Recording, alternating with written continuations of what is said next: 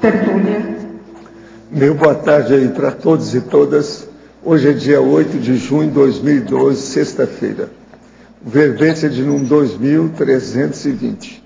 Tem 5 páginas, 48 elogios e 18 máximos. Eu chamo a atenção que a divisão do detalhinho tem 11 máximos. O tema é livre-arbítrio. A especialidade é a paradireitologia. Quem defendeu o verbete, estudou muito aí a matéria, é a nossa professora Luimara, que está ali muito bem assessorada. Definição. O livre-arbítrio é a condição de liberdade de escolha exercida pela consciência ou consciência, expressando o grau de isenção dos autocondicionamentos multisseculares, dos contingenciamentos evolutivos e das interprisões grupo-kármicas, variável de acordo com o nível da cosmoética pessoal.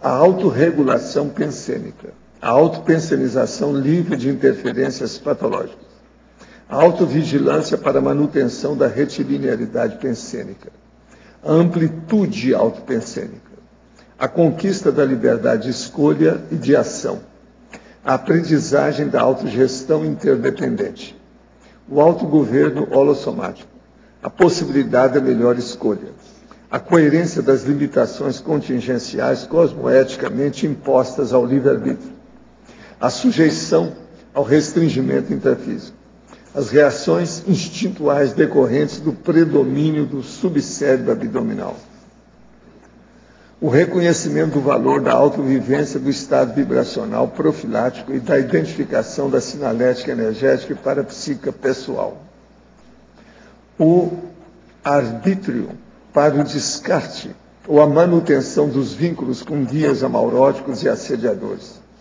o empenho para a libertação dos grilhões das interprisões multiexistenciais, as reciclagens necessárias para o desapego emocional em relação às consciências afins, a participação em dinâmicas parapsíquicas, cursos de campo. Tem muito mais coisa, eu li apenas um pedaço. Agora, na argumentação, argumentologia, tem aqui o top das fases. São 6 fases para a liberação dos comprometimentos patológicos, com um grupo de convívio propiciando o aumento do livre-arbítrio. Agora, na remissiologia dos 15 verbetes, nós destacamos 5. Autonomia, liberdade interior, liberdade vinculada, liberologia e princípio da prioridade compulsória. Frase enfática. A ampliação do livre-arbítrio é a conquista gradativa das consciências autoempenhadas na evolução interassistencial, resultando em maior sincronia com o fluxo do cosmos. Você já analisou a relação entre o nível do livre-arbítrio pessoal e o binômio quantidade-profundidade das amarrações interconscienciais? Qual o percentual de teática quanto às desamarrações cosmoéticas? Eu chamo a atenção que a bibliografia tem 2 fontes bibliográficas. Agora, o livre-arbítrio aqui com João Paulo, nós temos 20 itens. Independência, autogoverno, autoconduta, autolibertação e autodeliberação. Autogestão, desamarração, autodesassedialidade, autoincorruptibilidade e liberopensanidade. Liberologia, liberofilia, lucidocracia, autonomia e paradireitologia. Intencionologia, autodiscernimentologia, cosmoeticologia, holomaturologia e evoluciologia. Agora, o verbete do dicionário hoje é autoconscienciometrologia. O argumento é autoconscienciometrológico. Eu chamo a atenção aí para o enunciado sobre a maioriologia, que tem 21 razões do perfil da consciência sobre esse assunto.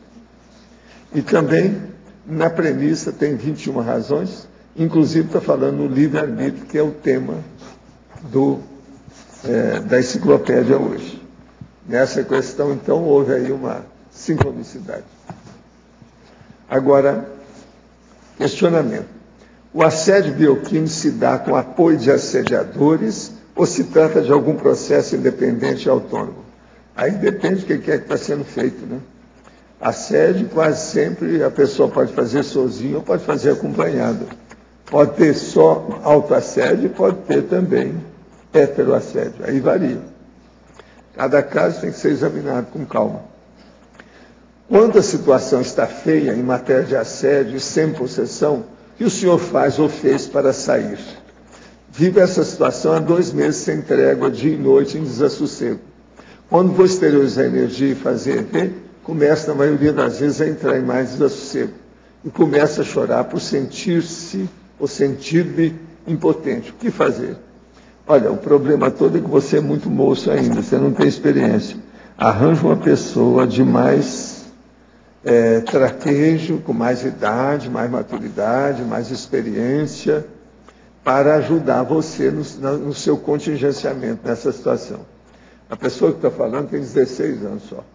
Então seria bom ver uma pessoa que você tenha confiança. Faça consulta para ver como é que você sai desse seu sufoco. Isso é uma saída. As pessoas experientes ajudam as outras. Pensa nisso. Confira isso com alguém que sabe. Eu daqui, por exemplo, posso fazer muito pouco. A gente manda energia, mas o processo é ver você aí direto.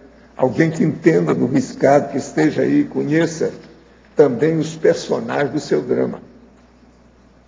Aqui outro. Vivemos na transição do planeta hospital para o planeta escola. No entanto, ainda me considero mau aluno. Isso porque existe uma crassa disparidade entre os aportes existenciais disponíveis em relação ao resultado de minhas conquistas pessoais. Entendo que a riqueza de opções de aperfeiçoamento tridotacionais, contemporâneas, sejam reflexo da reurbanização e que urge a necessidade de me afinizar com essa tendência, afastando em definitivo das mimeses baratosféricas.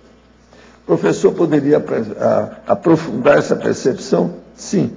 A única coisa que eu posso dizer é o seguinte: olha bem se está faltando vergonha na cara nessa história. Que às vezes a pessoa não assume as coisas porque ela não quer. É um autoassédio. Se examinar o que é que está faltando, onde é que tem a fissura, a lacuna, o que é que está faltando aí, a carência, a necessidade do processo. Veja bem se tem sinceridade naquilo que você está fazendo, se você é franco consigo mesmo, se a sua autocrítica é profunda. Isso tudo é importante, vai te ajudar muito. Agora, a nossa verbetógrafa. Principiologia, página 8, terceira linha. Favor ampliar o princípio da invedabilidade externa da liberdade interior. Saber o que está escrito aqui, que está difícil de ler isso aqui. Aqui, esse princípio é que você não pode vedar. Então, é invedabilidade. Exatamente isso, está correto. É que não se pode vedar, a partir do externo, a nossa expressão íntima, a nossa intraconsciencialidade. Então, o outro pode até se propor a restringir, a fazer uma crítica, a fazer uma oposição. Agora, intimamente, eu vou aceitar ou não. Então, a minha pensenidade, a forma como eu me expresso, ela não pode ser vedada pelo outro. Então, é nesse sentido, esse princípio. Olha, eu quero dizer para vocês que acabou de sair o Journal of Conscienciology. Ainda não é o de português, esse aqui é só o de inglês. Agora, tem muitos assuntos muito interessantes aqui. É muita gente, tem muita correspondência também no caso. São vários artigos e muita correspondência. Se alguém quiser ver, está aqui. Tá? Luimara, aqui no ar, eu queria que, se você pudesse expandir na parafatologia, segunda linha, o arbítrio para descarte ou manutenção dos vínculos com os guias amauróticos e assediadores. E até a sequência eu acho que está dentro, né, do contexto, se puder expandir um pouco esse.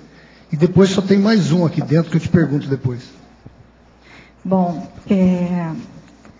a partir do momento que a gente tem um aumento do entendimento da nossa consciencialidade, a gente começa a entender. Se eu ainda estou numa condição que eu não sou desperta, então é natural e compreensível que eu tenha assediadores e assédio e não tenha percebido isso, e convívio com guias cegos.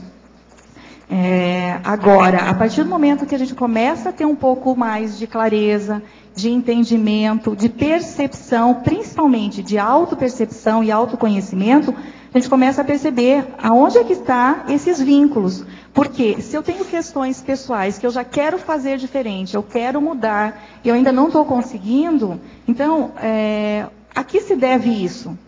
Então, são vários os fatores, mas incluir esse da questão de uma vinculação extrafísica com guias cegos, que muitas vezes são os mais difíceis da gente estar percebendo. Então, é nesse sentido que a cada um de nós cabe esse arbítrio para descartar ou manter esse vínculo. Então, o descarte, ele vem no empenho. Como é que a gente vai fazer isso? Tendo um empenho para a libertação desses grilhões das interprisões. E aí sim, porque muitos desses vínculos a gente mantém por afinidade ainda. Afinidade afetiva de relações que a gente teve no passado. Então, em seguida, tem as reciclagens necessárias para esse desapego emocional em relação às consciências afins. Ou seja, então, no caso, para você sair do arbítrio para o livre-arbítrio, seria o discernimento, lucidez, para ter essa percepção das companhias e poder fazer o assistência e o descarte, como você fala aqui, né? Que se a gente falar assim, parece bem distante. Eu acho que começa de uma forma mais simples. Começa com a autopercepção. Começa com o autoquestionamento. Se eu ainda não estou conseguindo fazer algumas ações pelas quais eu já considero prioritárias, adequadas, melhores para mim, então eu começo a desconfiar. Será que é só uma questão intraconsciencial ou será que tem boi na linha? Então, entende? Então, aí a gente começa a trabalhar um processo íntimo e aí você vai perceber as relações, as conexões. E só a segunda aqui, também seguindo lá embaixo, mais ou menos no meio, a equivalência entre o livre-arbítrio e a paraprocedência. Isso aí foi, assim, o que eu pensei. Se muitos de nós fomos resgatados da baratrosfera para o primeiro curso intermissivo, qual é o percentual do nosso livre-arbítrio? Né? Qual era esse percentual? Então, ele estava numa condição que alguns motivos a gente teve, alguns êxitos, alguns trafores, algumas conquistas, que permitiram a entrada nesse primeiro curso intermissivo. Agora, a hora que nós temos essa... Aqui, ó, onde você está, qual é a linha? Mais ou menos no meio. Logo em seguida vem o upgrade do livre-arbítrio, decorrente do curso intermissivo, como você está falando, 7ª linha. Está me falando aqui. Certo. Então, aí eu vejo o seguinte, por que muitas vezes se tem alguns momentos ainda de síndrome de abstinência da baratrosfera?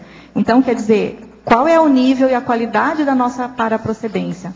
Então, aí a gente vê que, muitas vezes, mesmo tendo passado um curso intermissivo, a experiência de retrovidas, de muitas vidas anteriores, ela teve um predomínio de uma vinculação ainda com necessidade maior de reciclagens.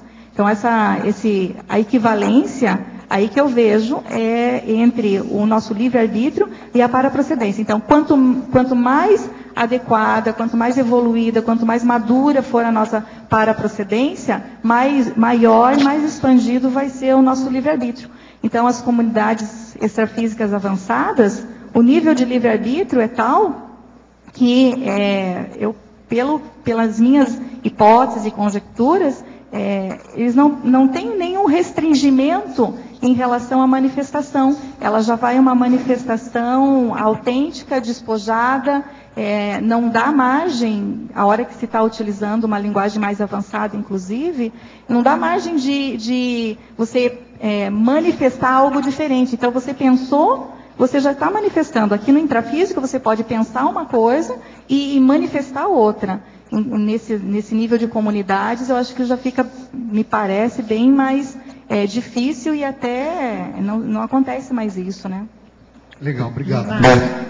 Aqui na página 7, na pensenologia, o último item, aliás, o penúltimo, a autovigilância para a manutenção da retilinearidade pensênica. Você tem alguma técnica que você utiliza para conseguir manter essa autovigilância? Esse é o desafio. É o que eu estou buscando.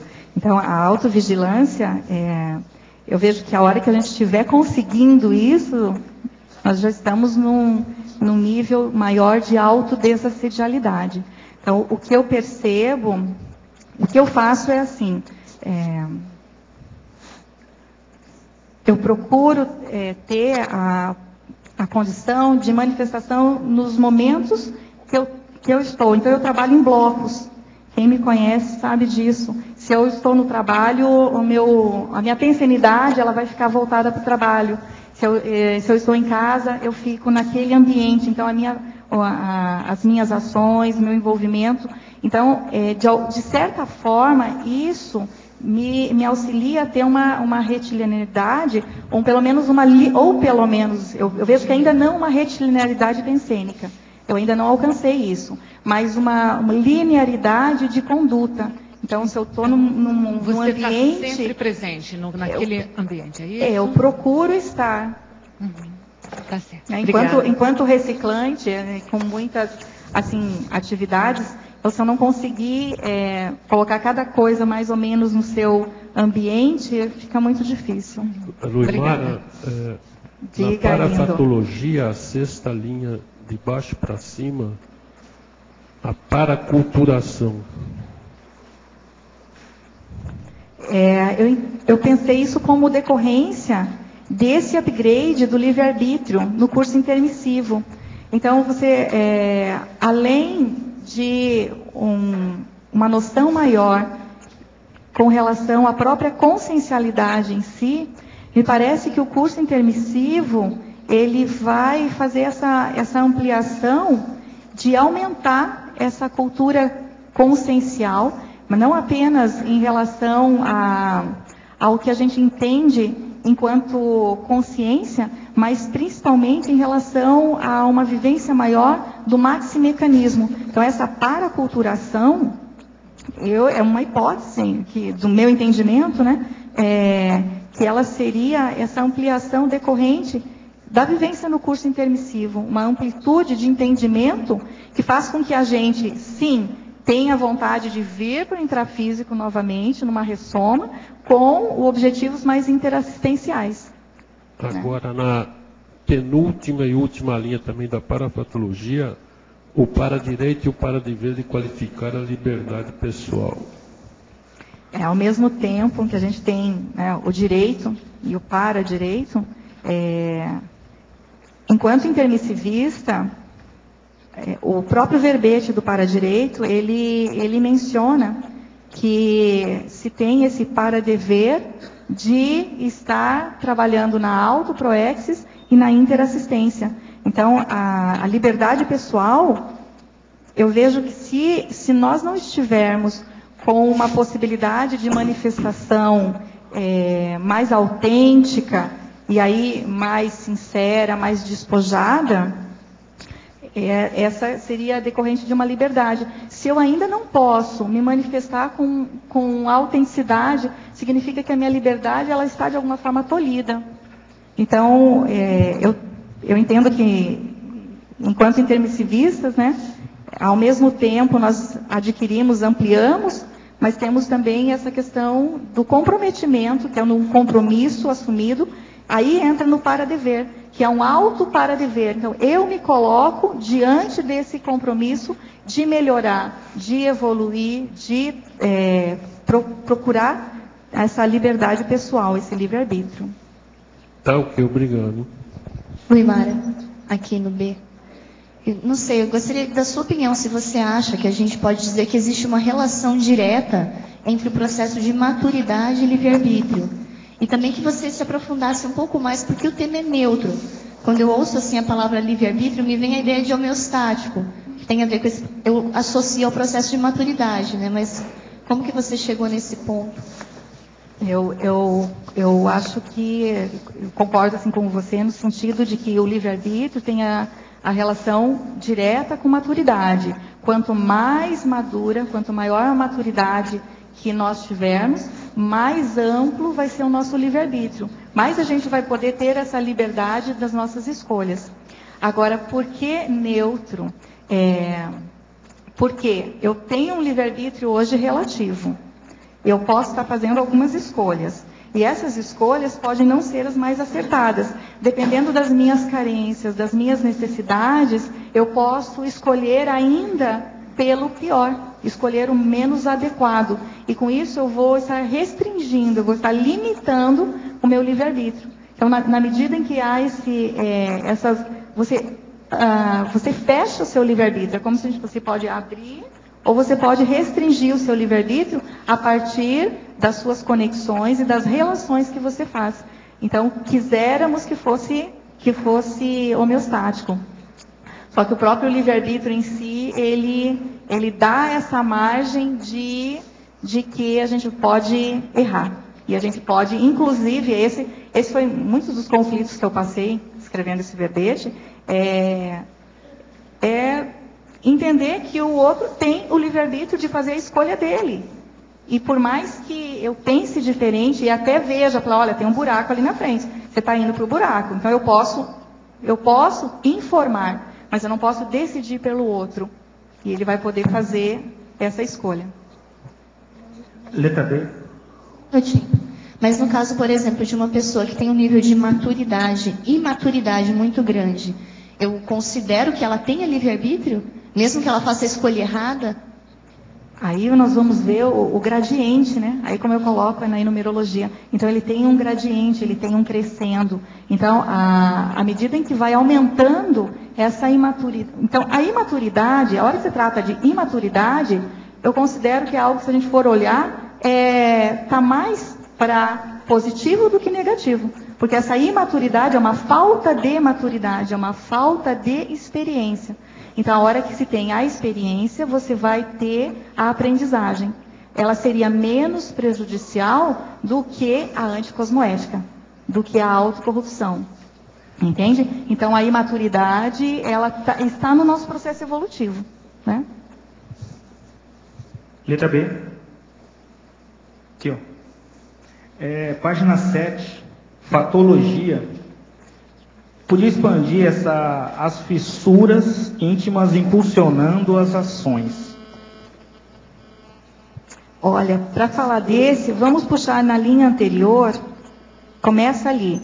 As reações instintuais decorrentes do predomínio do subcérebro abdominal, as carências afetivos sexuais comprometedoras da livre manifestação, as fissuras íntimas impulsionando as ações.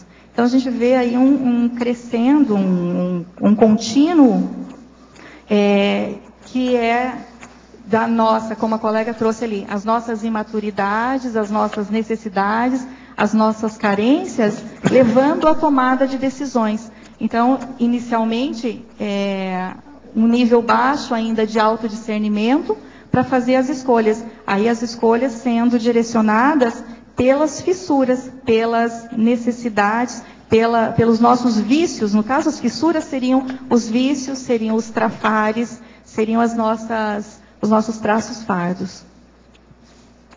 Vocês ficou claro? Queria que você ampliasse aqui, no final da argumentologia, você colocou os amplificadores do livre-arbítrio, né?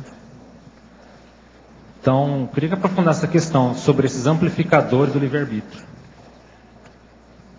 A autocosmoética? No final da argumentologia, final da página 10. Sim. Os amplificadores do livre-arbítrio são condutas eminentemente interassistenciais. Então, o que seriam esses amplificadores? Já está mencionando aqui que seria a própria postura interassistencial. Aí sim, ela vem em decorrência os acertos grupocármicos. E aí, aonde a gente vai fazer o quê? se eu tenho interprisões, se eu tenho restringimentos do meu livre-arbítrio, como é que eu vou ampliar? Ignorando não vai ser. Então, eu vou precisar, primeiro, identificar quais são os elementos que restringem o meu livre-arbítrio. Quando eu identifico esses elementos, esses convívios, esses contatos, aí eu vou procurar fazer o quê? Eu vou procurar ter condutas que vão me liberar dessas interprisões. Com isso, eu vou amplificar o livre-arbítrio. Então, eu teria os acertos grupo-kármicos, e aí vem, não só no intrafísico, porque tem também o convívio multidimensional, e na intercompreensão e na autorresponsabilização evolutiva. Então, tem coisas que, por exemplo, eu ainda não tenho condições, eu não compreendo. O meu nível de cosmoética não acessa, eu não consigo compreender.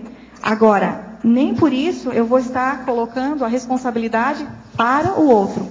Eu vejo que um maior amplificador que eu tenho encontrado do meu livre-arbítrio é a autorresponsabilização. Então, é isso que eu tenho buscado fazer. Eu trago para mim, para ver o que eu tenho em relação a esse, no caso, esse fator de interprisão, e vou ver o que eu posso estar fazendo para liberar. Agora, se a gente for assim mais amplo, a gente pode falar a cosmoética, né, a interassistencialidade, a gente vai estar trazendo assim a intercompreensão, aí a gente pode amplificar um pouco mais aí com a abnegação. Então, no momento em que eu deixo de ter condutas e pensando apenas no que é melhor para mim, e já consigo pensar um pouco o que seria melhor para o outro, esse para mim é um desafio diário, né? Aqui, Vilmara. Na página 9, em trinomiologia, eu gostaria que você, na segunda linha, o trinômio livre pensar, livre sentir, livre agir. Você poderia ampliar esse trinômio aí? A nossa pensenidade, né? Vem o pen, o sen e o M, que seria a relação, a expressão do M, da energia, é a ação, então é o agir. Esse trinômio, ele é como se fosse assim, ele é o completo, é a força mais ampla que eu vejo assim do livre-arbítrio, porque você começa podendo pensar sem uma interferência, sem um xenopensene, sem uma consciex interferindo, consciex no caso, seja ela patológica ou não, sem uma interferência no seu pensamento. Então, a emoção, você vai poder sentir também. E esse livre sentir, eu vejo que tem muita relação com a parte da definição dos autodescondicionamentos. A gente tem um condicionamento, então o nosso principal travão é o psicossoma. Então, essa condição do sentir, muitas vezes eu não consigo estar em contato com algum um colega ou diante de uma assistência mais ostensiva, porque eu não dou sustentabilidade para aquela expressão emocional do outro. Então, os meus travões, as minhas repressões ainda, o meu dicionário afetivo em desenvolvimento não permite esse livre sentir. Então, mesmo, a gente pode até usar, aqui com a liberdade do professor Valdo, projeções da consciência, onde a proximidade da monja não permitiu com que a manutenção daquele contato, daquele convívio, porque não conseguia suportar essa sensação toda. Mas você acha que o livre-arbítrio ele começa com algum dessa parte do trinômio ou não? Não, eu acho que o livre-arbítrio ele vai num crescendo para chegar nisso. Chegar aos 3. Sim, para chegar nisso. Esse seria um coroamento, né? Um coroamento quando você amplia o seu livre-arbítrio, que você pode ter essa liberdade, tanto de pensar, de sentir e de agir. Tá certo. E outra coisa, eu queria propor na tecnologia, na tecnologia eu gostaria de propor a técnica da reciclagem existencial e a técnica da inversão existencial. Até porque você colocou na frase enfática A ampliação do livre-arbítrio é a conquista gradativa das consciências empenhadas na evolução interassistencial. Sim. E as duas técnicas que talvez que apresentam essa evolução interassistencial é a reciclagem e a inversão. Talvez seria interessante colocar aí. Sim. Não. Obrigada. Agradeço. Vamos aumentar as técnicas. Luimara, aqui no ar, Djalma, tudo bem? Tudo. Então, fala um pouquinho para a gente desse primeiro paradoxo aí, da paradoxologia, por favor. O paradoxo sutil da libertação sem separação entre os componentes do clã. Isso. Nós temos o verbete, que é a libertação do clã. E nesse verbete se fala do alto esforço nesse interassistencial promovido para a libertação desses grupos de convívio. Agora, se a gente pensa em evolução e em interassistência, na medida em que a minha melhora se a minha melhora e a minha evolução fosse um marco divisor de um distanciamento, nós estaríamos indo contra o princípio evolutivo do fluxo do cosmos. Então, ao mesmo tempo em que eu vou manter uma libertação dessa interprisão, eu vou ter também um crescendo do nível de cosmoética e de interassistência. Então, eu vou manter a assistência, mas eu vou desvincular a interprisão. Então, por isso que é um paradoxo, porque eu vou me libertar do que me prende a esse grupo, eu vou me libertar dos vínculos do que é patológico, mas não significa que eu vou simplesmente perder todo o contato, perder todo o convívio. Eu vou estar disponível para uma relação assistencial, para uma relação sadia. Talvez, Djalma, às vezes isso não seja possível nessa mesma existência, entende? Então, não é ser ingênuo de que isso vai ser possível nessa mesma existência. Às vezes você vai manter essa porta aberta para quando a outra consciência estiver no seu momento de, respeitando o livre-arbítrio dela, ter interesse por outros objetivos mais evolutivos. Muito bom. Luimara, aqui. Oi. Na terceira linha, final da terceira linha da fatuística, gostaria que você comentasse um pouco sobre a minimização das influências pensênicas indesejáveis. Final da terceira linha, no item fatuística.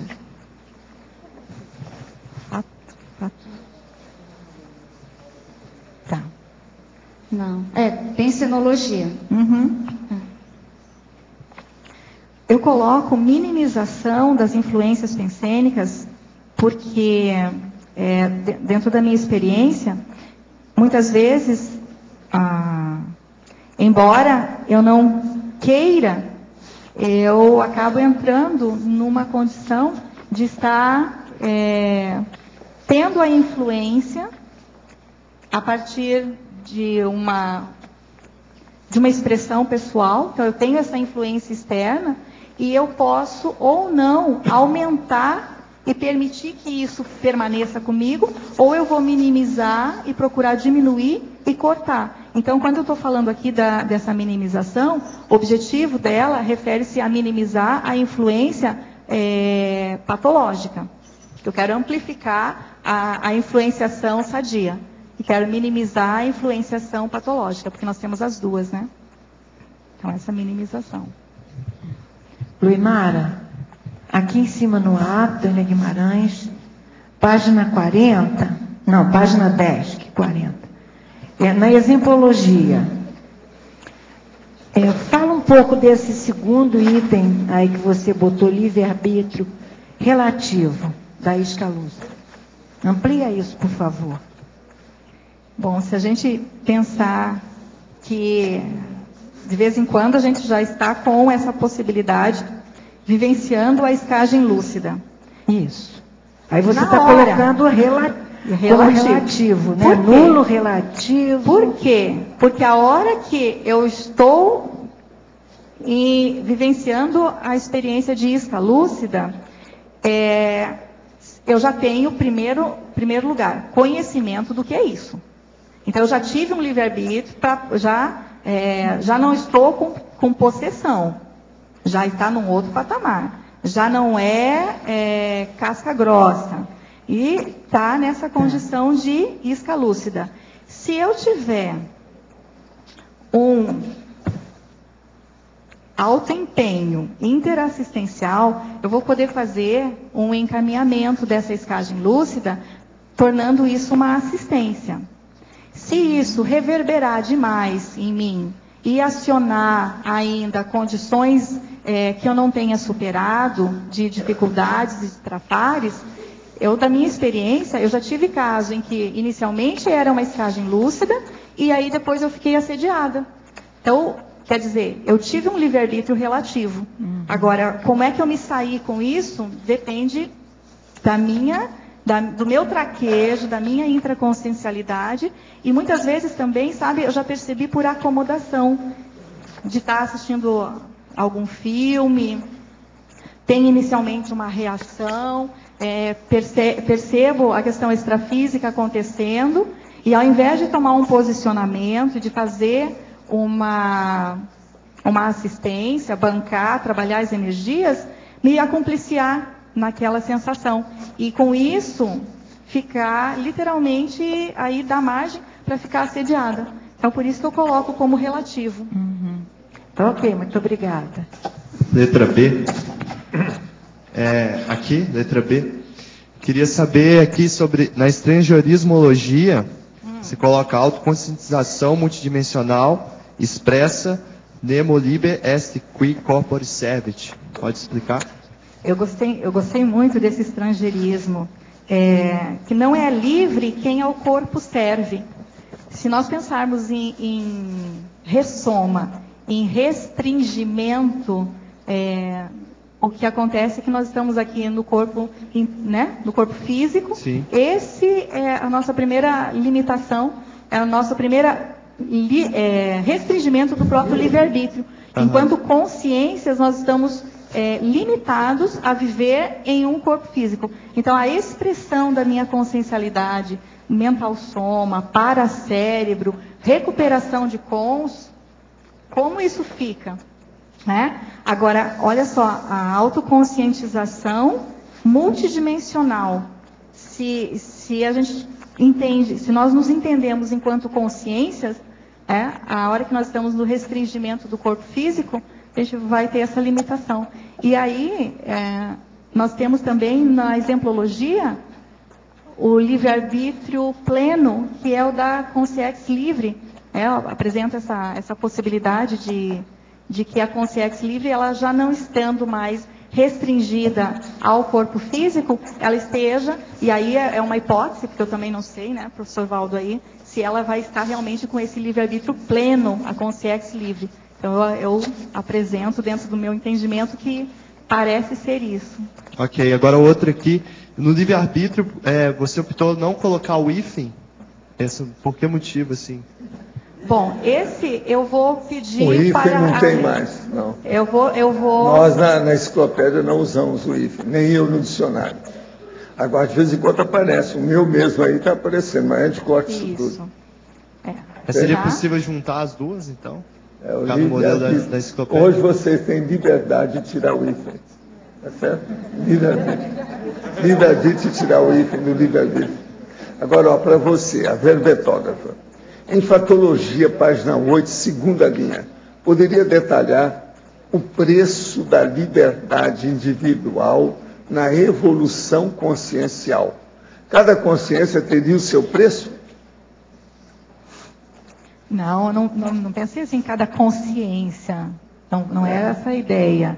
É a ideia do seguinte, se nós estamos falando em liberação das interprisões, significa assim que o preço dessa liberdade para evoluir é assim, o quanto eu vou ter que fazer pelos outros para que eu fique liberada daquela interprisão ou daquela condição que eu tenho que recompor. Porque, gente, se eu estou numa condição de interprisão, não é porque eu sou boazinha, ou porque se eu hoje estou podendo recompor alguma coisa, é porque hoje a minha condição me permite olhar para trás, olhar para os lados, olhar, entendeu? Não é tão para trás assim, olhar para os lados, familiares, colegas de trabalho, colegas, e perceber que ainda existem relações aí que elas não estão sadias. Então eu tenho que, para fazer essa desvinculação, para ampliar esse livre-arbítrio, a liberdade individual, eu vou fazer escolhas, e isso tem um preço. Então não é que cada pessoa tem um preço, mas as nossas desamarrações têm um ônus, têm um preço, têm um custo. Do mesmo modo que teve as vantagens de ter essas conexões anteriormente. Então, se houve uma vinculação pretérita, ela estava alavancada em algumas afinidades. Então, hoje eu tenho esse saldo na minha conta. E esse saldo, se ele está deficitário, se ele está negativo, eu vou precisar investir e fazer assistência e retribuir. Na parafatologia, 7ª linha, pode falar sobre a equivalência entre o livre-arbítrio e a paraprocedência? Bom, a gente já comentou sobre esse item, né? Então, está chegando agora. Agora, na 8ª linha, a respeito da paraculturação. Como que funciona esse parafato? A partir da experiência no curso intermissivo, onde a gente tem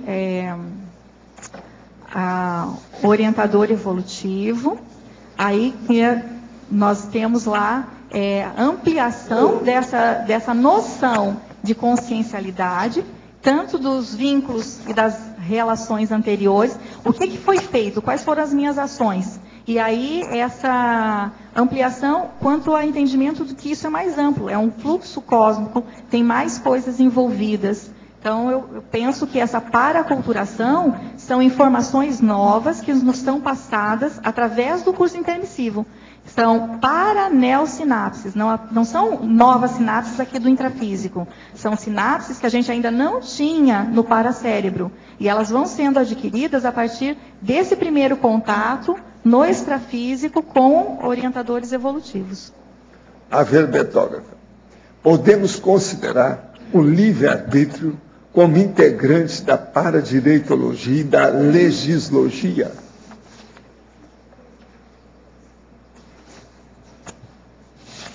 Eu penso que sim, porque no momento que o paradireito ele está nos propiciando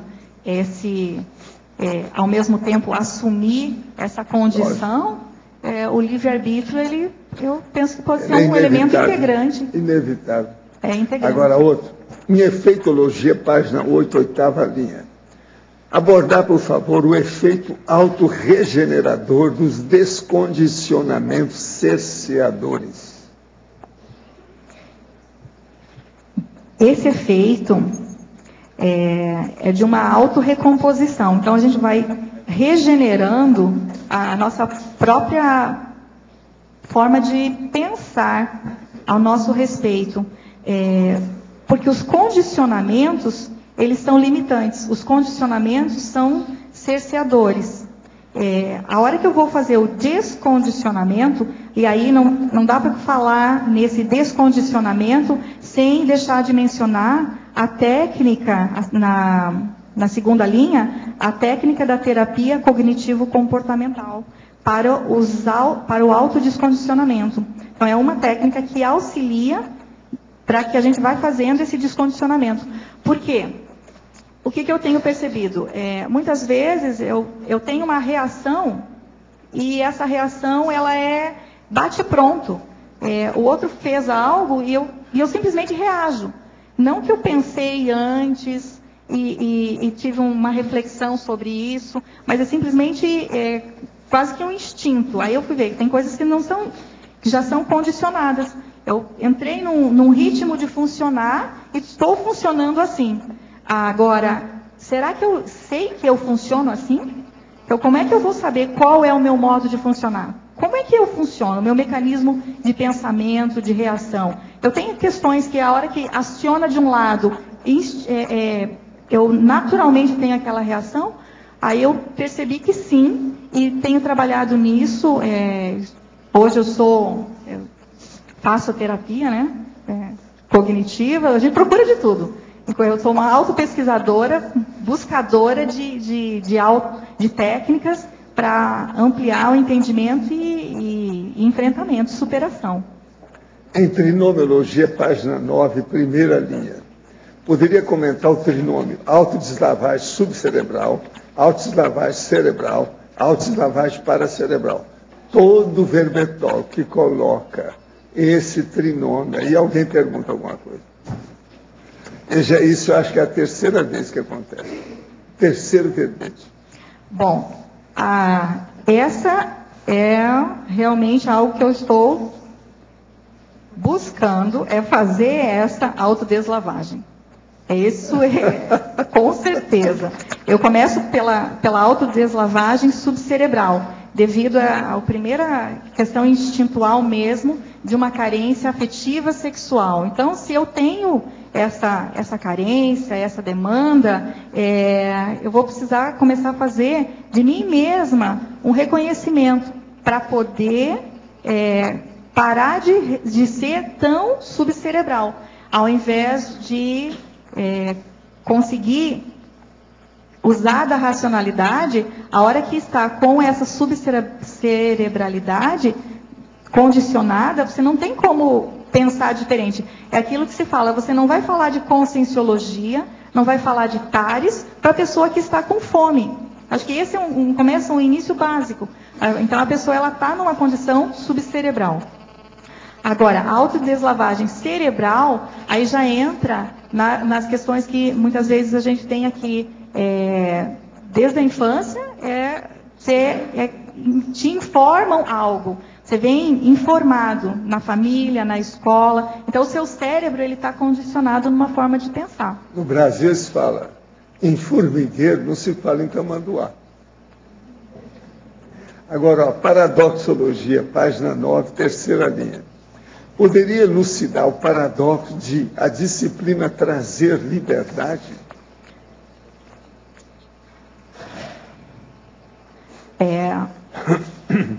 Por que para mim isso pega bastante? Porque eu venho de uma condição de achar que a liberdade estaria mais relacionada a poder fazer o que quer. Ou melhor, eu poder fazer o que eu quero, como eu quero. E isso eu percebi que fazer o que eu quero significa estar submissa às minhas necessidades, que ainda são primárias e egóicas na maioria das vezes, e instintuais. Então, a hora que eu entro num sistema de ter uma auto-organização e procurar fazer a autodisciplina, isso aumenta a liberdade. Então, a hora que eu tenho um processo pessoal de dificuldade com o horário, uma questão de impontualidade, isso é decorrente de uma indisciplina pessoal. E isso me restringe, porque eu tenho que sair correndo, eu tenho que deixar o outro esperando, e isso faz com que a minha liberdade seja restringida. A gente fala na prática o seguinte: se a pessoa procede direitinho, cosmoeticamente, o livre-arbítrio dela abre. Se ela começa a errar, o livre-arbítrio começa a fechar. Vai chegar a um certo ponto que vem o determinismo violento em cima dela. Aí vem acidente de percurso, marco PK, morte súbita, prematura, milhões de coisas, tudo alterado, uma outra vida com o corpo todo alterado. Tudo isso é o determinismo que ela mesma criou através do livre-arbítrio. Agora, aqui outra. Tem uma amiga que não entende o fato de ter um livre-arbítrio e não podemos escolher extinguir a nossa existência. Tento explicar, mas ainda não ficou claro. Qual é a melhor forma de abordar esse assunto? Fala você, que depois eu falo. Essa consciência deve ter um nível de conflitividade íntima bastante grande. Muito forte. Acho que me parece primeiro um diagnóstico. A gente garante. Porque se ela ainda não conseguiu compreender as vantagens dessa experiência que a gente tem em cada ressoma e nessa vida, a experiência que eu tenho de poder, sabe, aprender, de poder reconhecer as dificuldades, de poder compartilhar, porque eu vejo que ela ainda está limitada. Certo. Você deu o resumo de tudo. O problema é o seguinte, a pessoa tem livre-arbítrio, ela faz o correto ou faz o errado. Aí depende agora do autodiscernimento que ela tem, a autocognição, a inteligência. O que é que ela entende das coisas? Então, por exemplo, ela acabar consigo mesmo. Falta inteligência nisso. Agora, que falta inteligência, eu vou mostrar uma coisa para vocês interessante. Esse ano acabou de sair um livro aí no Brasil terrível. Chama Memórias de uma Guerra Suja. Esse aqui. Esse livro é da Top Books. Sabe? Top Books. Agora, o livro é do Cláudio Guerra. Foi feito um depoimento para 2 jornalistas, Marcelo Neto e Rogério Medeiros. O cara está falando o nome dele é Guerra e a memória de uma guerra.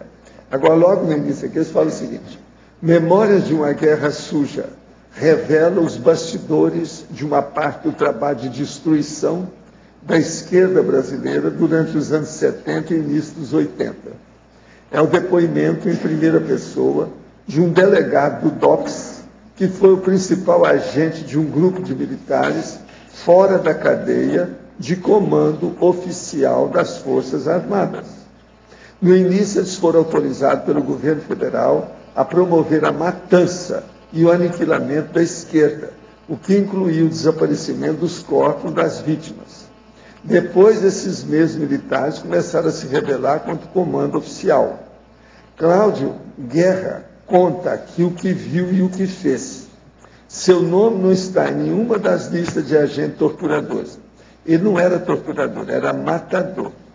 Então, feitas essas pelas organizações de esquerda, porque, na verdade, ele nunca torturou ninguém.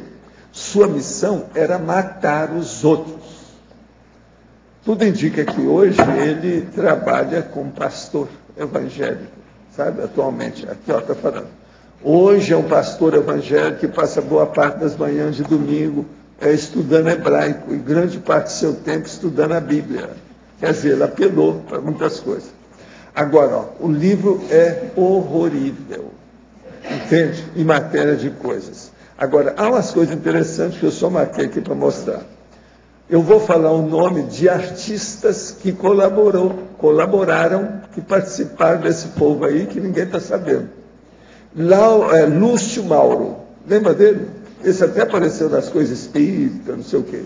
Jesse Valadão, aquele do Cafajeste. Outro, Carlos Imperial, aquele que falava sobre as lebres. Não, eu vou abater uma lebre lá na Barra da Tijuca. Lembra do negócio dele? Agora, veja, e ainda tem mais. Sargentelli, o homem das mulatas. Aquele, está tudo falando aqui. Outro, o Boni, esse da televisão, está tudo falando aqui. O cara dá um nome a todo mundo, o que é, como é que ele participou, de que modo que foi. Muitos participaram olhando o que era. Ele fala até aqui assim do Jesse Valadão, até engraçado o que ele está falando. Outro que frequentava muito o Angudo Gomes, que é onde que eles decidiam as coisas, era o Jesse Valadão, que se tornou evangélico no fim da vida. Todos eles têm, no fim, se tornam evangélicos para saudades de... Ele saía em operações com a gente, gostava de ir e de ver. Quer dizer, os caras matar os outros. Nunca em ações políticas, não deixariam também, mas em missões contra bandidos comuns, feitas pela Escuderie Lecoq. Lembra da Escuderie Lecoq? Matou gente que não foi fácil. Ele gostava de ver a execução de bandidos, e Mariel Mariscot o levava. Agora ele fala, Carlos Imperial, era outro que frequentava muito o local. E fala tudo os detalhes aí da coisa. Agora, gente, esse livro é terrível em matéria das, vamos dizer, os fatos que eles contam na época, como é que era. Depois eles falam que no Brasil ainda tinha inocente, né? Isso aqui é terrível. A verdadeira carnificina, tipo Gestapo, tipo nazista, do mesmo jeito. Agora, ele explica isso tudo com detalhes. E o cara ainda está vivo ainda. Vocês querem ser uma pulga no corpo dele? Isso, e a gente está falando de baratosfera, veja só. Coisa tudo pensada. Você acha que tem todos os nomes do povo, tudo aqui, tem documento aqui no fim, mostrando tudo. Esse livro é terrível. Matéria do negócio. Professor. Ele falou do Wilson Semanal, não, né? De quem? O Wilson Semanal. Não, esse aí todo mundo sabe. Todo mundo sabe, né? Ele denunciava todos os colegas dele, né? Todos os artistas do Brasil.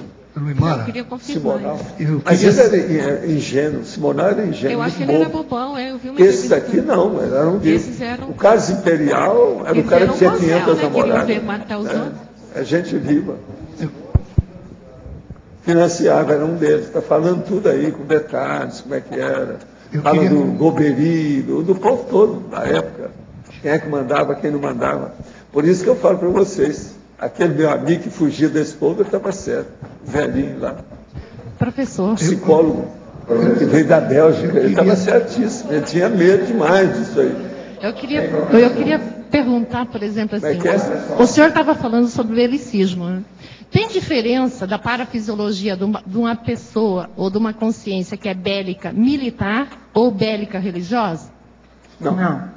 Na minha terra, o que manda é a ação. É ação. Agora, o resto tudo, ó, você põe aspas, que é bonitinho, é aparência.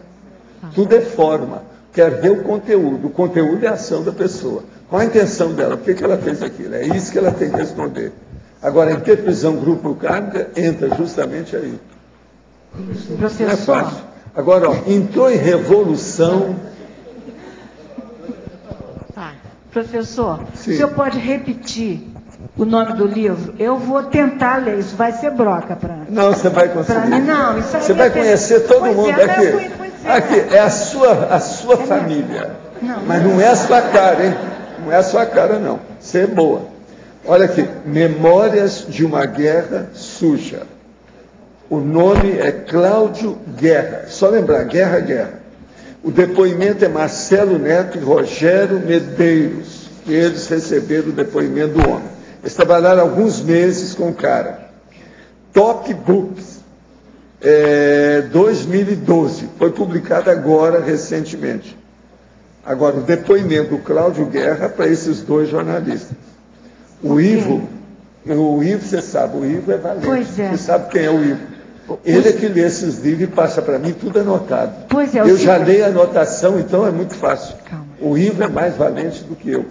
O nome dele é Ivo Valente. Professor, o Simonal todo mundo sabia. Não, mas esse aí é fichinha. Mas o Carlos Imperial, ele criou uma série de líderes, a Jovem Guarda toda, quer dizer, Roberto, Erasmo, quer dizer, essa turma toda. Eu vou eu não sei se eu vou aguentar, mas aqui, vou tentar ler. Vale a pena ver os detalhes do povo que entrou nisso. Não, minha cabeça.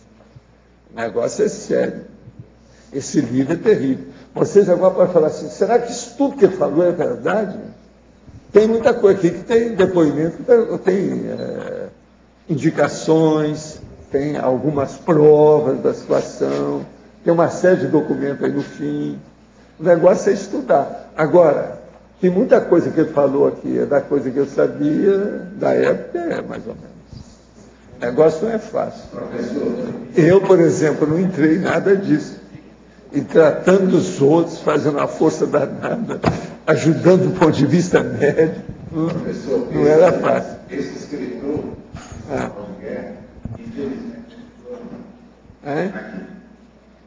ele é de...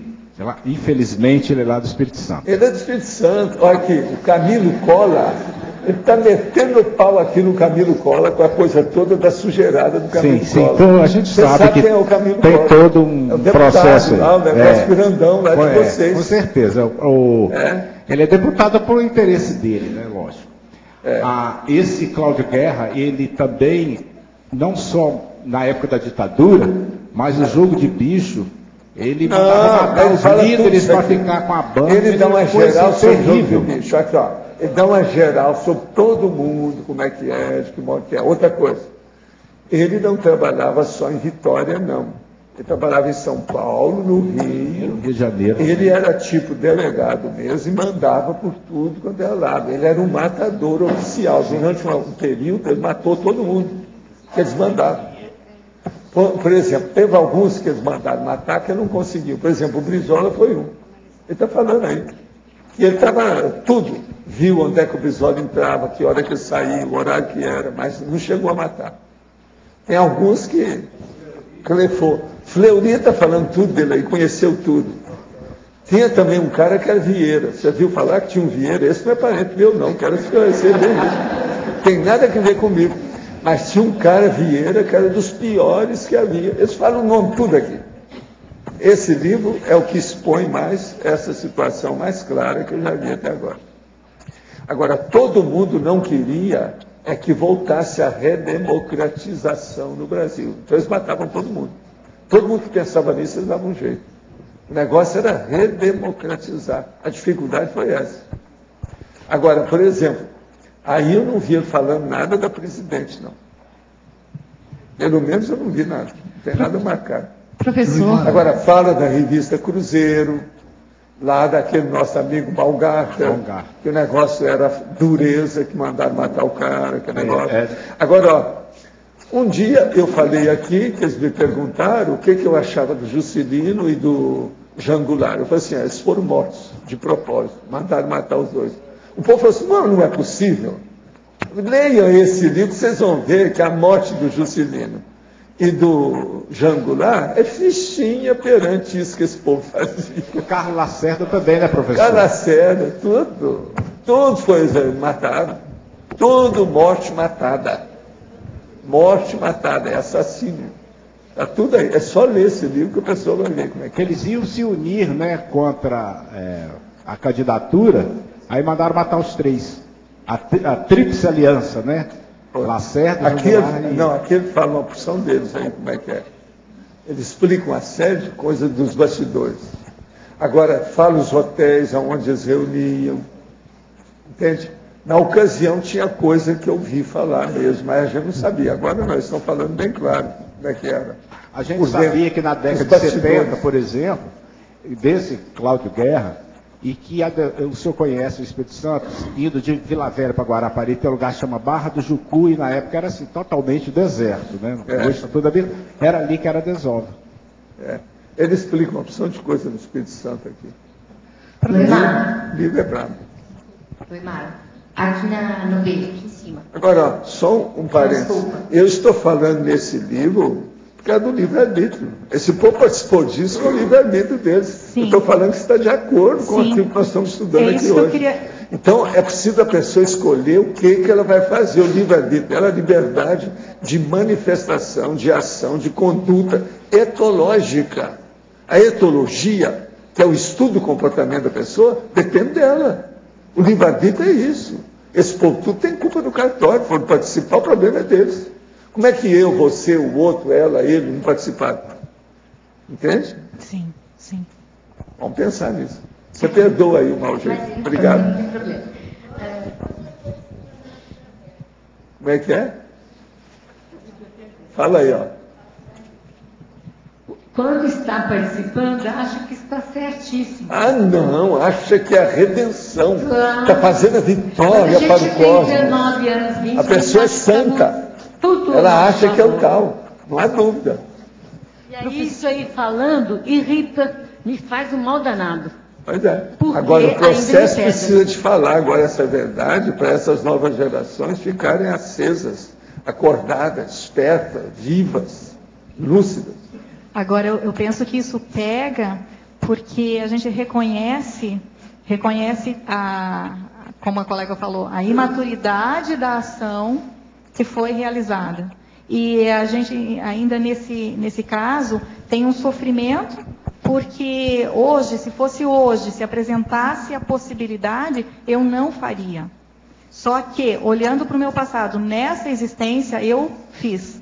Eu cometi, fiz ações anticosmoéticas, prejudiquei, e nesse momento, o que é que eu posso fazer em relação a isso? Porque se entrar só nessa postura, colega, de ficar incomodada, revoltada, irritada, a gente entra no processo de autoassédio, autoculpa, e isso não vai promover nenhum benefício. Agora aqui, partindo da situação onde a consciência conhecida no passado sofre hoje as consequências do seu legado, exemplo, os livros publicados, é possível que essa consciência sofra desgaste energético nesta vida? Quais são os principais sintomas dessa influência energética? Como lidar com isso? O processo todo de passado. Se a pessoa escreveu coisa errada, ela tem assediador hoje.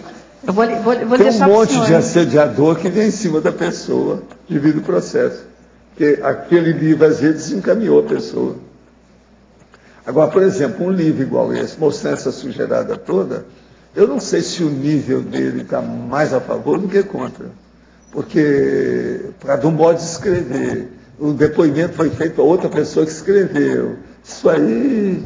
Ele mostrou arrependimento? Eu acho que todo mundo envolveu nessa, se envolveu. Ele mostrou algum arrependimento sincero que o senhor percebesse? Eu não vi nada disso, não. Ele está falando tudo, eu era o matador. Eu matei. Ele fala várias vezes no livro. Ele banca... Gente, ele banca tudo. Aquilo, eu acho que ainda tem um certo troféu, orgulho, êxito, uma conquista, sei lá o quê, qualquer nome desse de doido, né? Agora aqui, para você. Vocês perdoam só um minutinho, segura aí o microfone, tá certo? Mas o caso é o seguinte, em numerologia, página 9, primeira linha. Pode comentar a pseudo-inexistência do livre-arbítrio? Muito é discutido sobre a questão do livre-arbítrio, se ele existe ou não. Inclusive a neurociência... Isso é o chamado negocinho. A pessoa que fala isso quer fazer um negocinho para melhorar a situação dela.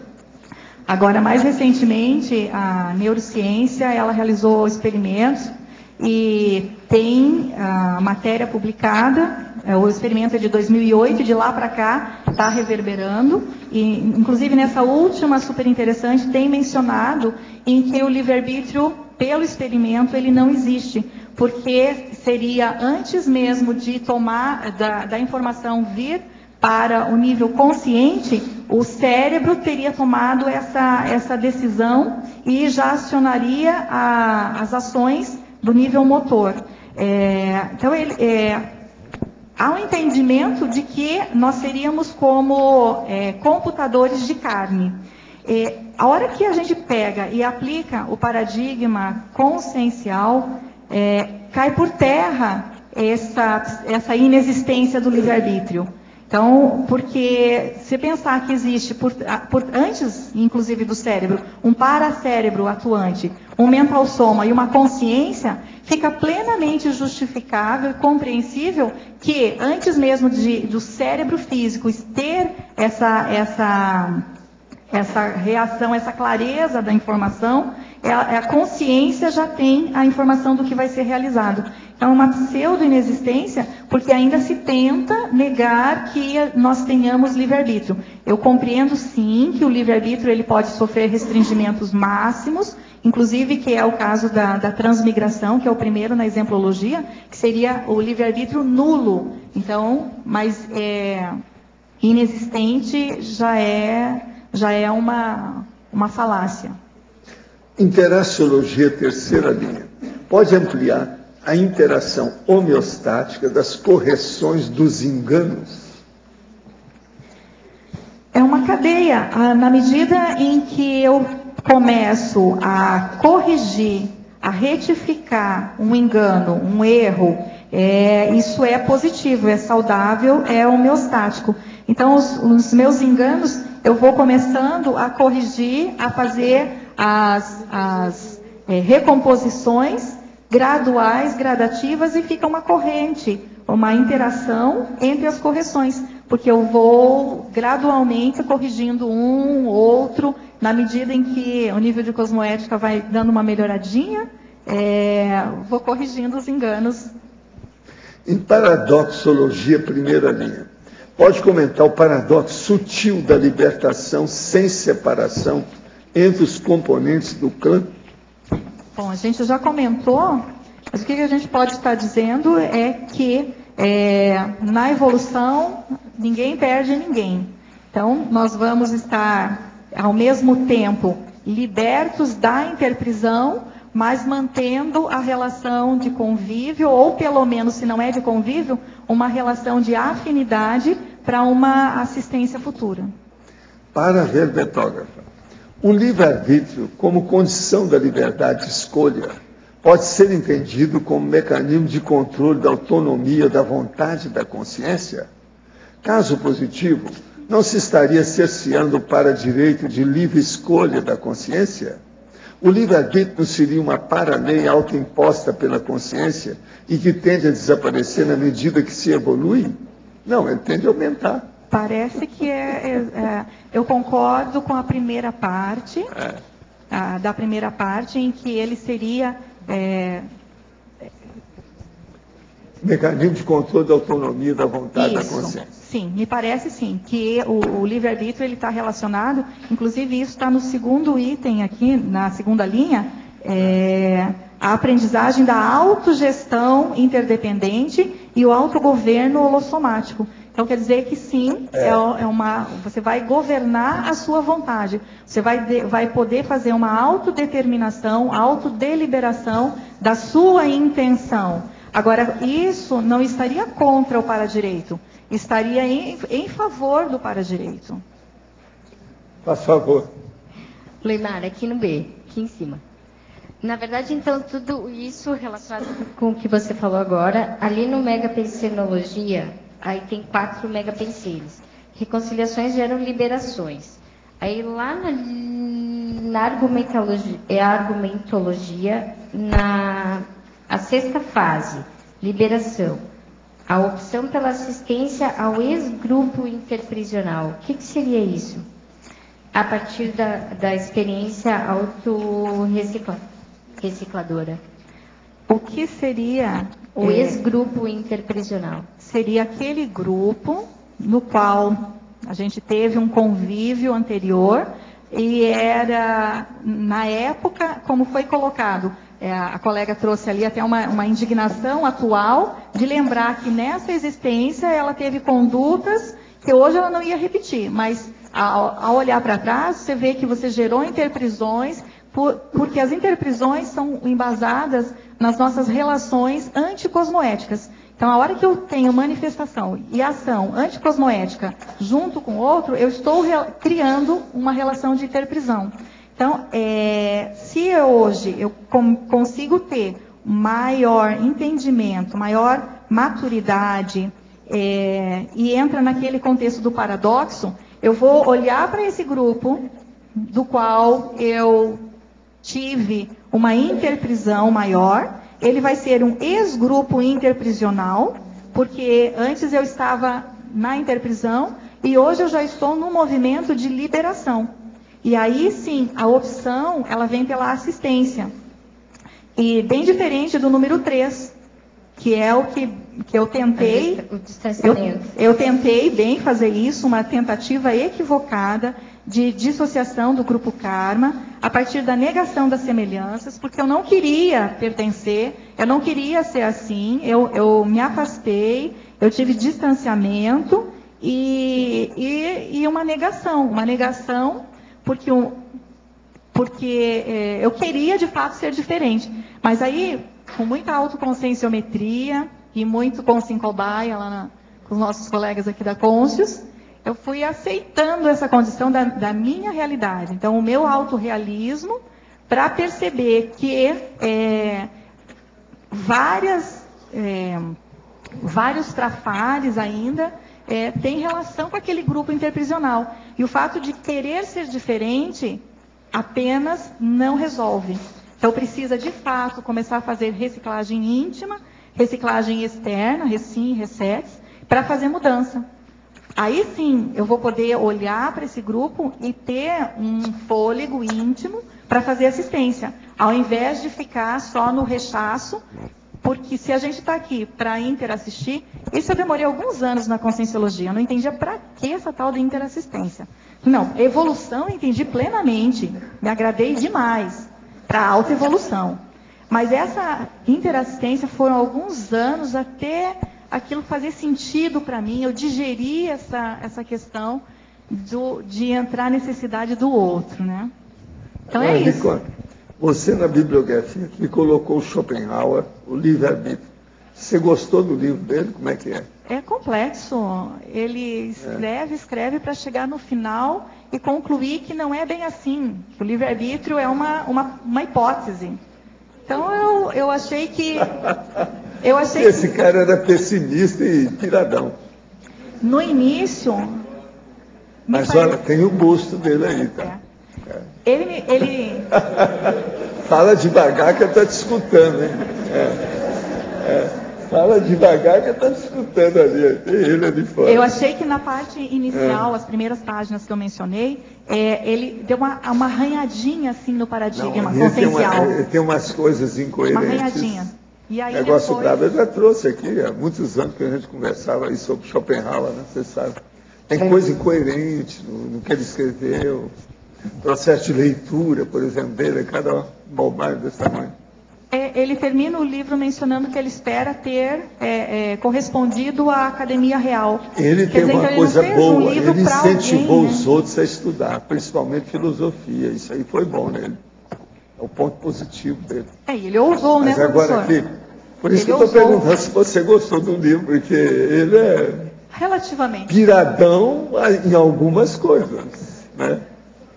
Agora aqui, professor, a regressão de vidas passadas pode me ajudar a solucionar dificuldade de relacionamento? Olha, se você tem regressão mais positiva das coisas e isso não afetou o seu sistema nervoso, tudo bem. Porque às vezes tem regressão que eles fazem por aí que é hipnose. Isso pode piorar a pessoa, porque de hipnose nós já estamos saturados, a vida já tem demais. Agora, se a pessoa consegue, através da regressão, ter retrocognição positiva das coisas, só pode ajudar tudo. Porque ela vai começar a entender mais o povo que ela tem em torno dela, o entorno, os adventícios, os colegas de evolução, aquilo que eu chamo compassageiros de destino. Então isso pode ajudar. Mas eu diria, professor, que ela não precisa ter terapia de vida passada para melhorar a relação. É só ela começar a estudar. Isso. Se estudar, por exemplo, tão longe. na enciclopédia da Conscienciologia já tem muitas dicas e técnicas a pessoa chegar lá. É fácil para a pessoa ir. Não é tão difícil assim, não. Primara, aqui. Eu estava vendo o seu verbete, eu vi uma condição que eu achei que é importante, que é o processo de centragem que a gente precisa no processo da decisão, né? De usar o livre-arbítrio.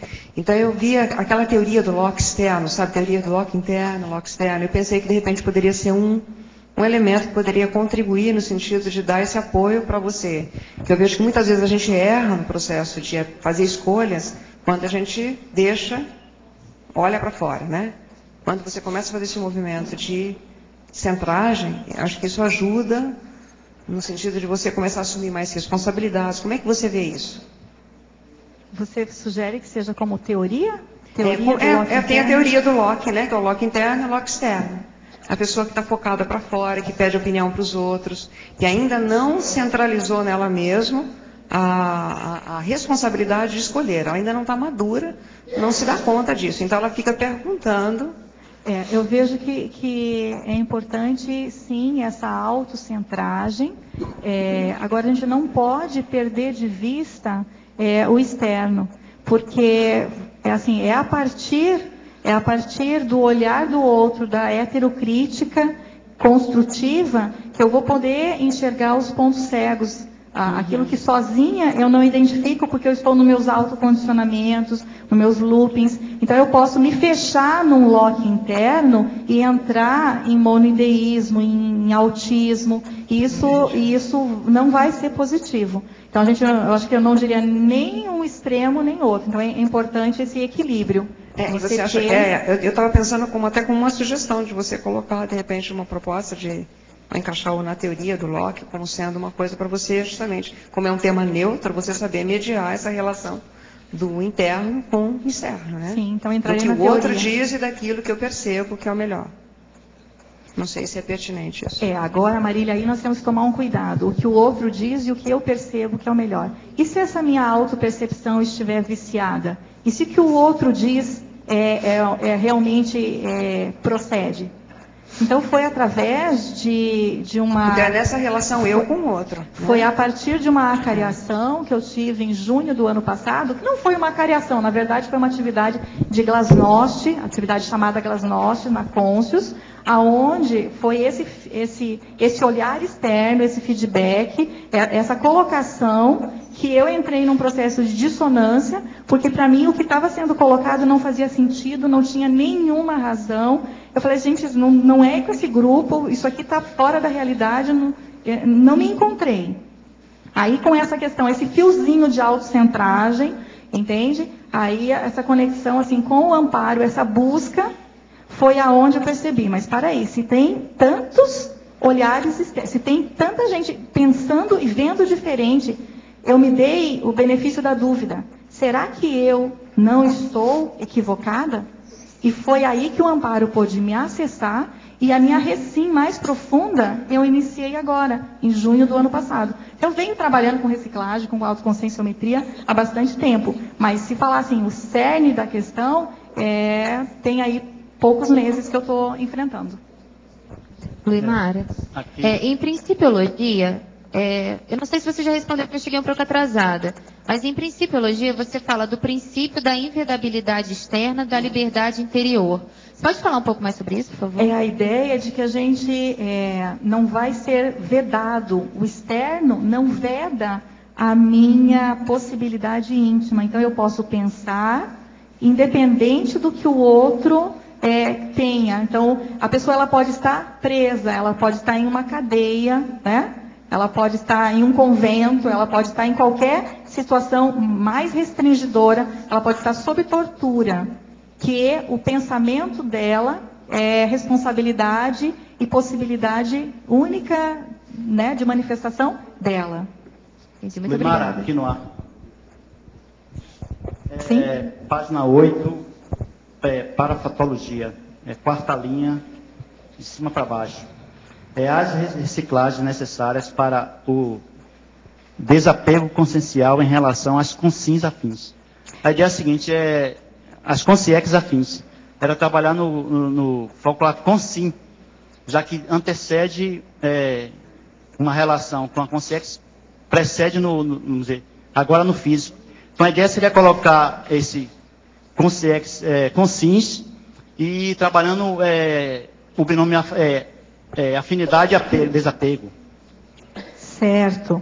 Tá, Okay. eu concordo sim que tem que trabalhar com o desapego emocional das consciências também. Agora, nesse caso, devido à estrutura dos verbetes, por estar na parafatologia, a relação nesse item, ela precisa ficar relacionada às consciências. Sim, mas a ideia seria colocar, ou talvez na fatologia ou na pensenologia, talvez se entrasse aí, nesse caso. Seria uma ideia. Sim, seria a questão... Sim. Certo. Okay. Você sugere inserir na fatologia. Sim, sim. Ok. Ok, obrigado. Luimara? Sim? Aqui no D. Tudo bem? Diga, Janete. Luimara, eu gostaria de fazer uma sugestão e uma questão que eu tenho aqui. Na página 8... em laboratoriologia, eu gostaria de te sugerir um 10º laboratório. Você colocou 9 aqui. O laboratório do curso intermissivo. Porque você coloca lá na parapatologia, na 6ª linha, de baixo para cima, ou na 7ª, de cima para baixo. Você coloca o upgrade do curso, do livre-arbítrio decorrente do curso intermissivo. Aí o pessoal vai visitar o curso intermissivo, o laboratório do curso intermissivo, no campus do IPC, em Saquarema, na região dos Lagos. Podemos incluir sim. Podemos incluir sim. Podemos. Que é o único do planeta, né? Vocês todos aqui devem saber. Tá certo. Não. Agora, olha só, eu quero... Vamos reconhecer a ignorância. Não sabia. Obrigada. Tá certo. E eu gostaria de também perguntar para você, pedir para você ampliar aqui na página 10, na culturologia, a cultura da liberdade útil e a relação com o CPC. A relação com o CPC... Tem uma relação com o CPC? Eu acho que nós podemos fazer relação de tudo com o nosso CPC.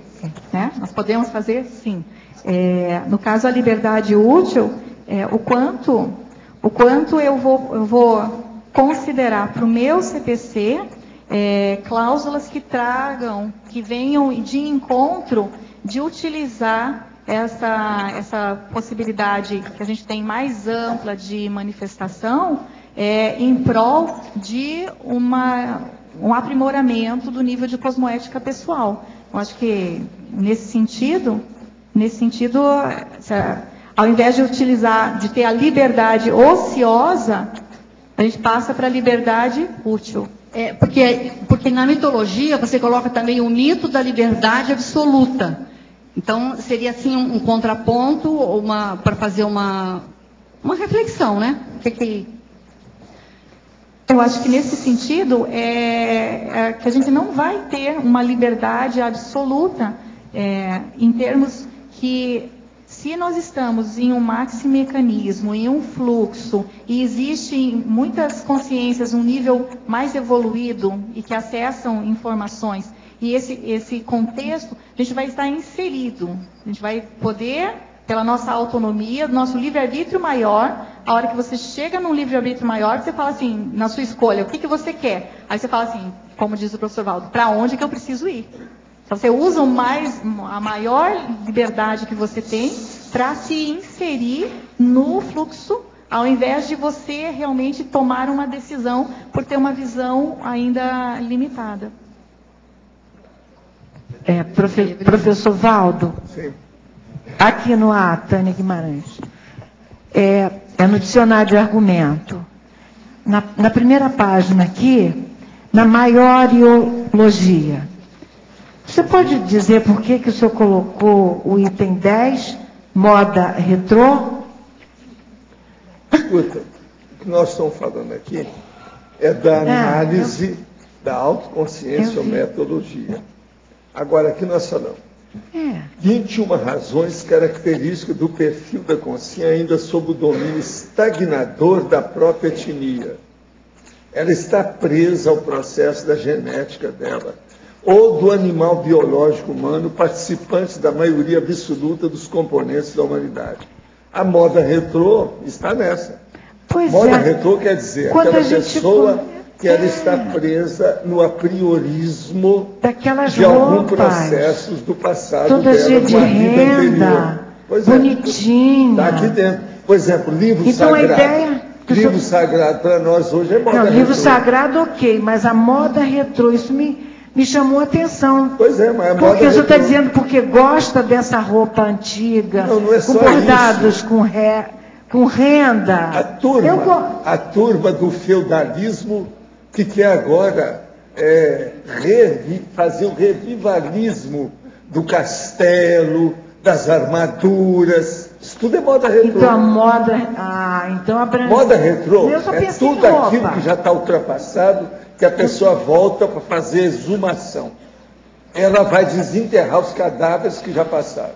É isso. Moda retrô é isso. Exumação cadavérica dos cadáveres, dos usos e costumes e tradições, religiões e etc. tal. Olha bem, olha o que eu falo. Arte. Sim, eu vi. Arte está cheio disso. Então, eu achei que esse item estava muito distoante dos outros. Não, porque eu tinha entendido que era só gostar da roupa eu não acho que com renda. Para mim, tudo é casca-grossismo. Aqui também, casca-grossismo. Autofossilização. Para mim é a mesma coisa para mim. Entende? Mas então passadologia, primatologia. Essa ainda macaqueando, né? Ainda está lá. Está macaqueando. Sim. Chama macaquear. Imitar as coisas. Primatologia. Mas então, moda retrô tem passado aqui tem um monte, hein? Primatologia, passadologia, autofossilização. Essa é a mata. Esse foi mais fundo ainda. Né? O processo da dogmatologia. Nós vamos falar em dogmática nessa época. A própria religião está fazendo uma força danada para se sustentar, para dos dogmas. Lavagem subcerebral, que ela defendeu aí várias vezes, explicando como é que era. Livro sagrado, você quer coisa mais besta no século XXI, uma pessoa ter um livro sagrado? Existem 8 livros no mundo. São 8. Não é só a Bíblia, não. São 8. Então, mais de 8 livros sagrados, né? Tem muito mais. Tem uma biblioteca enorme, são milhares de volumes. Não, mas tudo é sagrado para muita gente, depende de quem é. Agora, os livros sagrados básicos são 5, são os Pentateuco, é o Pentateuco, são 5 livros. E outra coisa, no Espiritismo também se fizeram 5 livros sagrados, são os 5 livros do Allan Kardec, básicos. Então tem 5 dos judeus que fizeram a Bíblia e que depois vieram os católicos, os islâmicos, esse povo tudo é descendente dos judeus. O Bhagavad Gita é um livro sagrado também. Eu tinha... Cristo era judeu. Sim, eu sei. Eu li sobre isso. Então o modo retrô me chamou a atenção, por isso que eu estou perguntando para esclarecer. Eu acho que está tudo bonitinho e acertado, sim. Está tudo dentro do mesmo bloco. Farinha do mesmo saco. Tudo aí. Tá, muito obrigada. Letra B aqui. Verbetógrafa, aqui no seu verbete você cita o conscienciograma. Você pode ampliar a relação com esse seu tema? Como você aplicou o conscienciograma? Como é que foi tudo isso? Bom, conscienciograma para mim ele é o instrumento para o autodescondicionamento, onde o conscienciograma eu aplico desde 2001, quando eu conheci o trabalho já no Colégio Invisível, né, na fundação do Colégio Invisível da Conscienciometria. E por ser um livro que são 2.000 perguntas, são 2.000 questões que você, ao final que você responde pela primeira vez, pode ter certeza que você se auto-questionou pelo menos umas 10.000 vezes, porque cada uma tem subitens e, às vezes, perguntas compostas. Então, esse nível de auto-questionamento, ele faz você pensar em coisas que você ainda não tinha pensado. Você levanta possibilidades, questões, e muitas delas você não tem resposta, porque você não tem parâmetro daquilo. Outras, a gente está incorrendo em vícios, em problemas que a gente não se deu conta. Então, aquilo ele começam a ser... Então, tem muitas questões no conscienciograma que elas nos dão uma margem de começar a questionar algo e uma possibilidade de vir a fazer uma mudança. Então, o conscienciograma eu tenho aplicado. No caso, o que está mencionado, as folhas que estão mencionadas, são a do livre-arbítrio e do maxi-livre-arbítrio. Então, são duas folhas de avaliação do conscienciograma, fazendo um total de 40 questões. E eu não poderia deixar de convidar, né, professor Valdo, aproveitando aqui, para a nossa primeira jornada de conscienciometrologia, nós vamos ter de 6 a 8 de julho. Então, enquanto conscienciômetra, há uma década, professor, uma década. Daqui um mês. Pois é.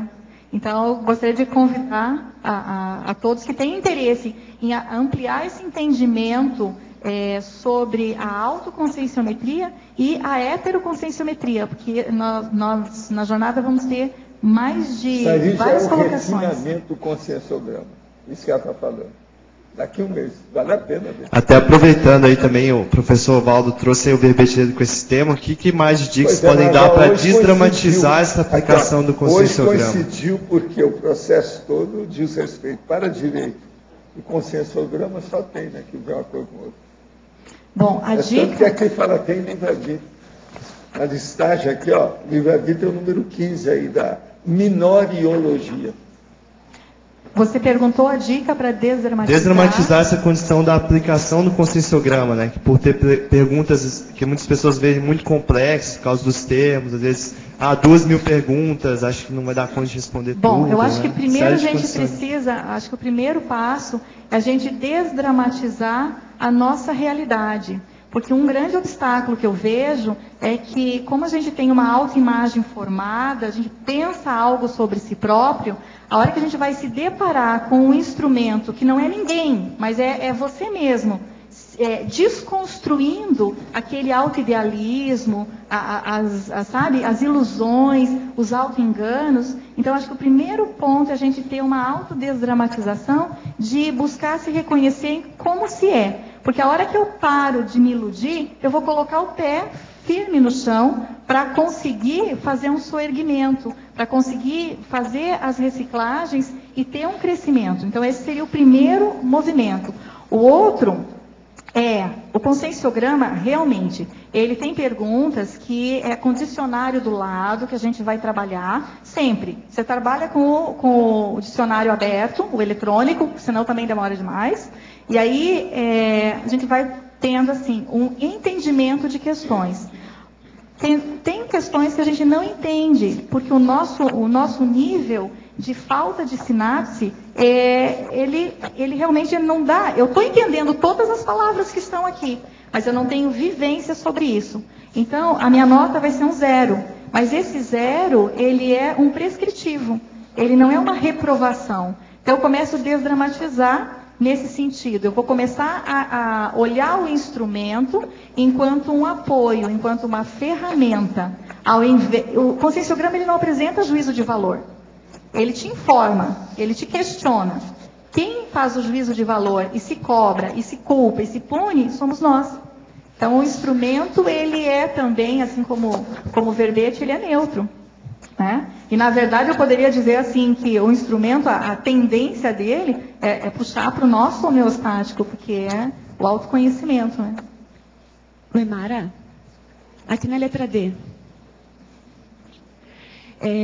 Você comentou agora, se surpreendeu com seus 10 anos de conscienciometria, né? E aí eu queria que você compartilhasse um pouco mais o seu Labicon, as suas autorreciclagens, e desse um exemplo do que você percebeu de aumento do seu nível de livre-arbítrio a partir desses 10 anos de estudo teático do conscienciograma. Você poderia trazer, assim, tentar lembrar, puxar um exemplo prático dessa expansão do seu livre-arbítrio na sua manifestação, para compartilhar com a gente?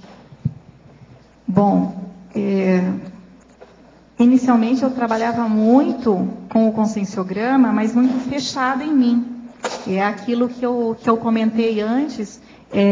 Então eu chegava às minhas conclusões, chegava o levantamento de informações.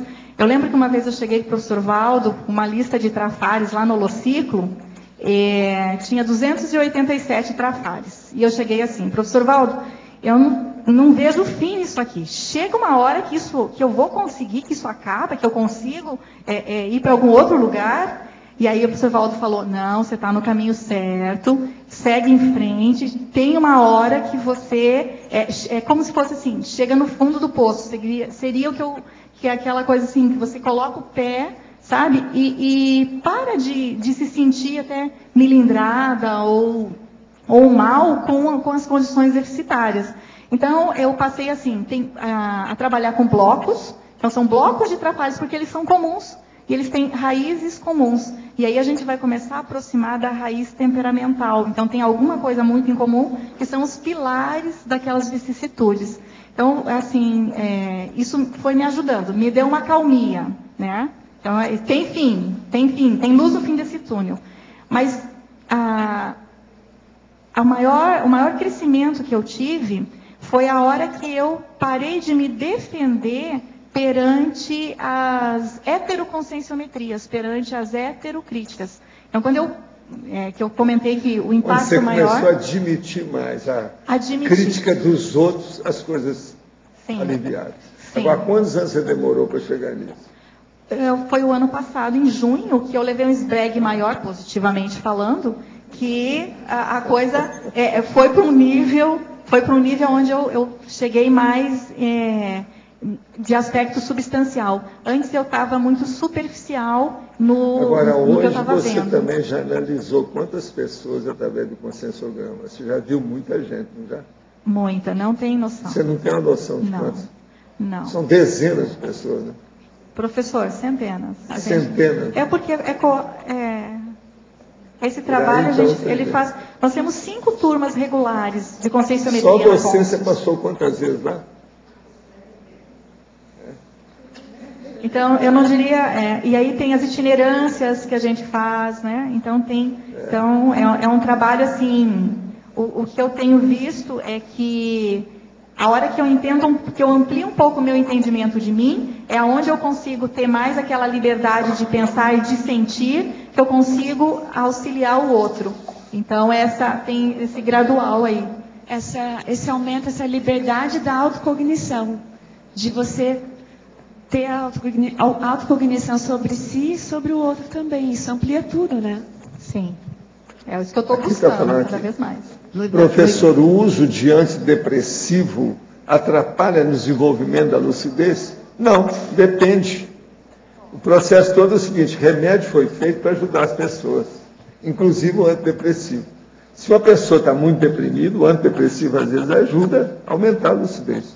Depende do que é.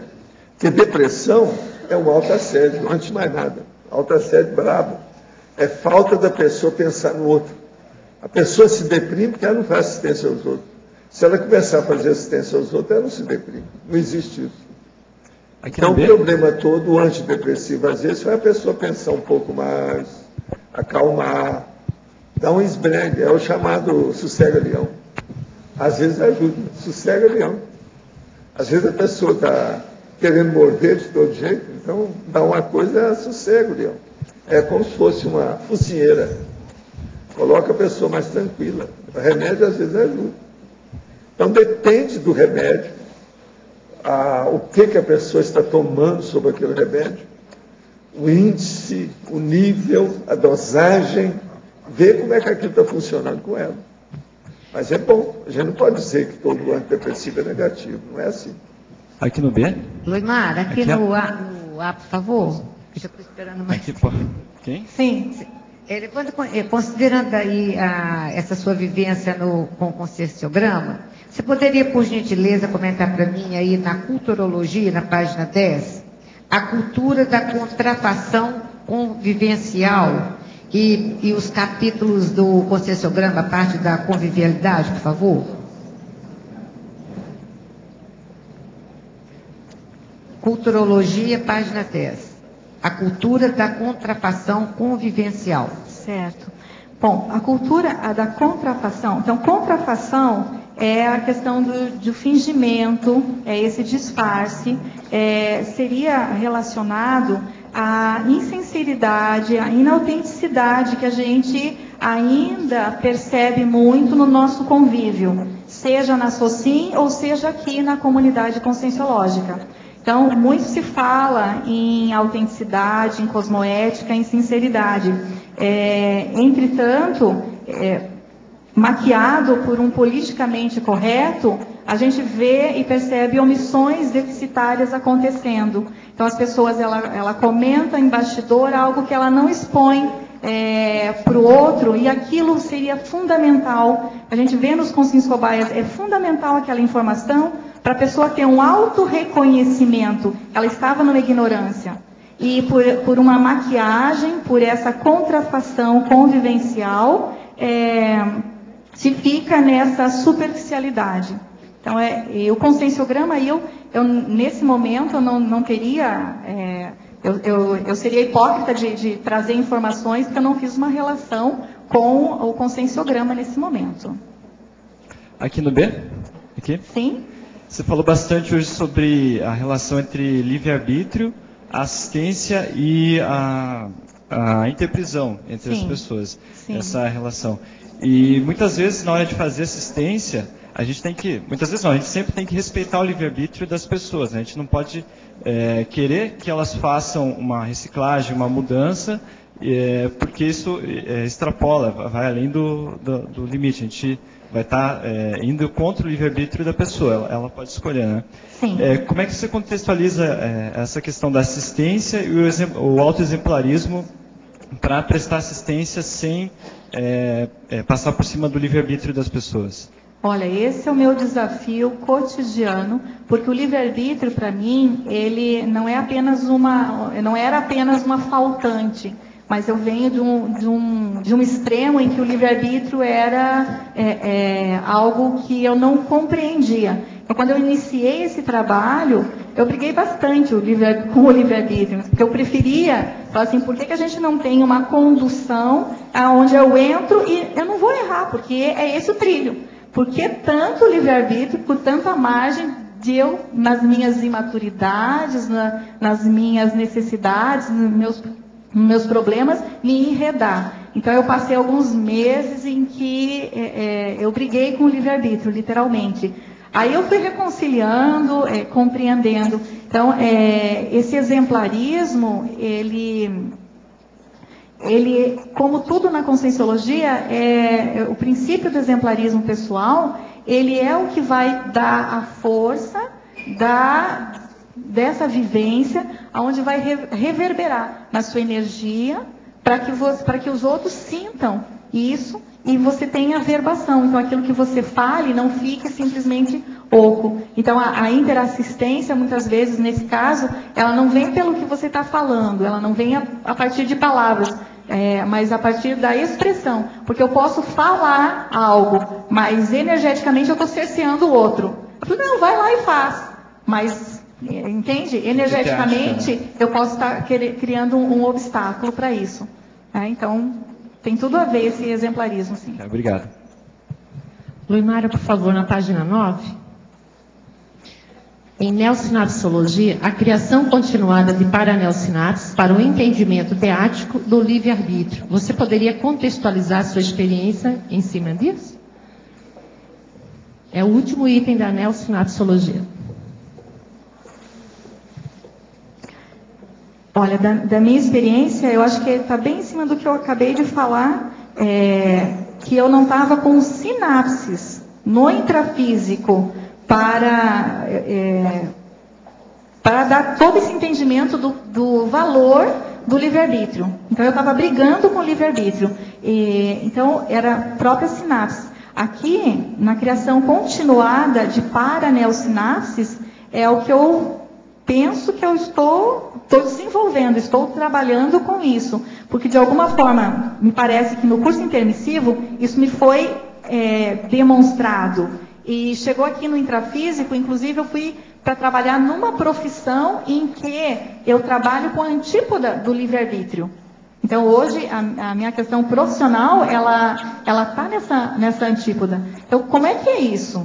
Como é que uma intermissivista que teve essa noção e essa clareza em relação ao paradireito, vem e está numa condição dessa, né? Então, quer dizer que minhas parasinapses, elas estavam muito tênues, não estavam vincadas, entende? Então, eu penso que nessa vida agora, eu acho que eu estou no caminho para fortalecer isso. Sim, mas precisa ainda de mais 100 bebês, tá certo?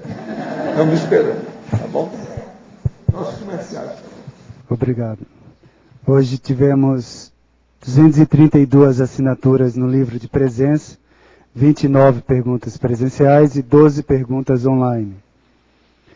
Os recados de hoje são o Igor sobre o curso AMI, a Fabiana sobre o Congresso de Inversão Existencial, o Albert sobre a Jornada de Conscienciometrologia, a Ami sobre o curso 40 Manobras e o Lindomar sobre a Holoteca. E agora com vocês, Eliana, sobre o programa Amigos. Boa tarde. Pessoal, a equipe do programa Amigos está hoje, já esteve hoje, amanhã e domingo, aqui no hall do Tertuliário, durante toda a tertúlia, no início, durante e ao final, esperando por vocês, para conhecerem mais sobre o programa ou para fazerem a sua assinatura dos Amigos da Enciclopédia. Muito obrigada. Boa tarde, gente. A gente quer divulgar aqui um curso novo de campo do Instituto, que é o AMI, é o curso de Autopesquisa Multidimensional Interassistencial. A gente esse ano vai ter 3 turmas, a primeira turma é mês que vem, de 20 a 22 de julho, em Belo Horizonte. O curso AMI é um curso para quem deseja fazer a viragem assistido para assistente, ou seja, onde todos os alunos assumem uma postura de trabalhar com as suas energias, fazer autopesquisa para, a partir disso, assistir. Ou seja, o curso é uma malhação energética durante 3 dias e conta ainda com 2 campos, onde o EPICOM, no caso dessa turma, o professor Frederico Ganem, aplica a técnica do arco voltaico crânio-chacral e a pessoa pode, então, discutir e receber um feedback para ver como está o seu desenvolvimento parapsíquico no âmbito da assistência. Além disso, nós abordamos as temáticas da ProEx, das bioenergias e dos amparadores. Então, para aqueles interessados, a gente solicita que entrem em contato com 031 3222 0056. Repetindo, 031 3222 0056, o telefone do Centro Educacional de Belo Horizonte do IPC. Ou então entrar em contato aqui em Foz do Iguaçu com Guilherme Kunz e Cristina Vicentim. Muito obrigado.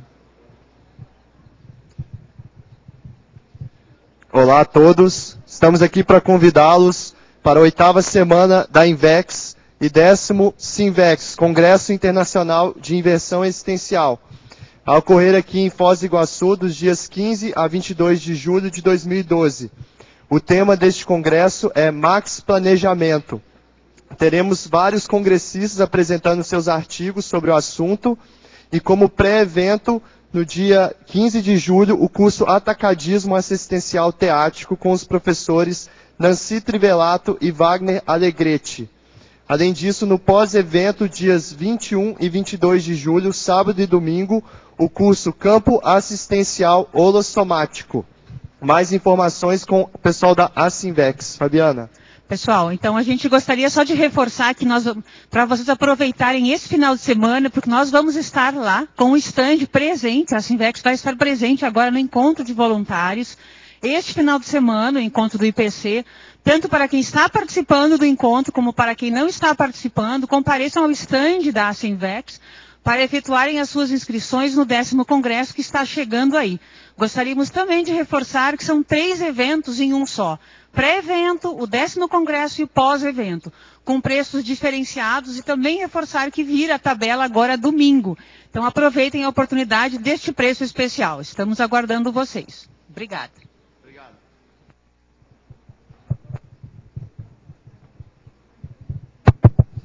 Pessoal, boa tarde a todos. Em nome da Conscius, nós estamos reforçando o convite para a primeira jornada internacional de consciência metrologia. Ocorrerá de 6 a 8 de julho, aqui em Foz do Iguaçu, no Discernimento. Aproveitando o link ali, a gente dá os parabéns à verbetógrafa de hoje, a professora Luimara Schmidt. Ela foi secretária-geral da Conscius e ela estará apresentando o trabalho, que é o timeline da instituição, o timeline da Conscius. Isso no primeiro dia, são 3 dias de evento. Só mais um pequeno aperitivo, nós também temos o trabalho aqui da professora Alzira Geising, que vai falar os 12 pilares da autoconscienciometria. Dentro do evento também nós teremos 2 campos bioenergéticos de autoconscienciometria, promovido pela EPICOM Marina Tomás, e mais algumas atividades e mesas de debates, tanto na área da parapedagogia como da paratecnologia. Nós também gostaríamos de lembrar que nós estamos com um stand lá, onde está tendo um encontro lá dos voluntários do IPC, lá no Discernimento. Serão todos bem-vindos lá para visitar a gente. E para fazer maiores informações e inscrições, tanto lá no stand como aqui na recepção do CAEC. Esperamos vocês lá. Obrigado. Boa tarde. Eu gostaria de convidar a todos a aproveitarem as férias de julho para virem a Foz do Iguaçu participar do curso 40 Manobras Energéticas. Esse é um curso ministrado pelo professor Mário Oliveira, não tem nenhum tipo de pré-requisito e objetiva o nosso desenvolvimento do nosso domínio energético.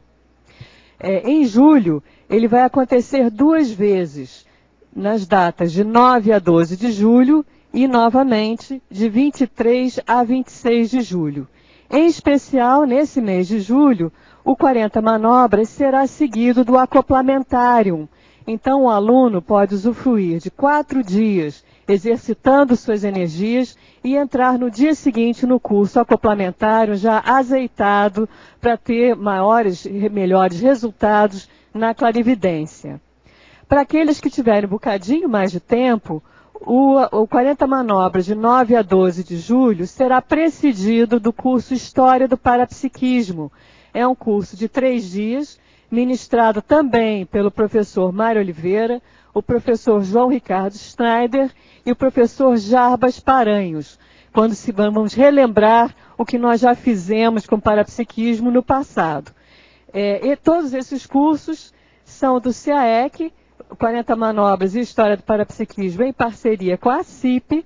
As inscrições na recepção do CAEC, telefone 3525-2652. Obrigada e até lá. Boa tarde a todos. Estou aqui para divulgar a abertura noturna da holoteca. Todos os sábados, das 18 às 21h30, a holoteca está aberta para atender as pessoas que durante a semana têm pouco tempo para fazer suas pesquisas. O pessoal de fora de Foz, que está aqui no CAEC, pode estar na holoteca nesse final de semana, no sábado à noite, para conhecer, para visitar, né? E nesse sábado teremos uma aula sobre a videoteca com o professor Pedro Mena. E em seguida teremos os trabalhos com o acervo e também pesquisas. Então, quem quiser visitar a holoteca, amanhã das 18 às 21h30 estará aberta. Obrigado e até amanhã. Amanhã teremos o verbete Teatro Conscienciográfico, a especialidade Evocaciologia, de autoria da professora Dulce Dal. Obrigado pela sua presença e até amanhã.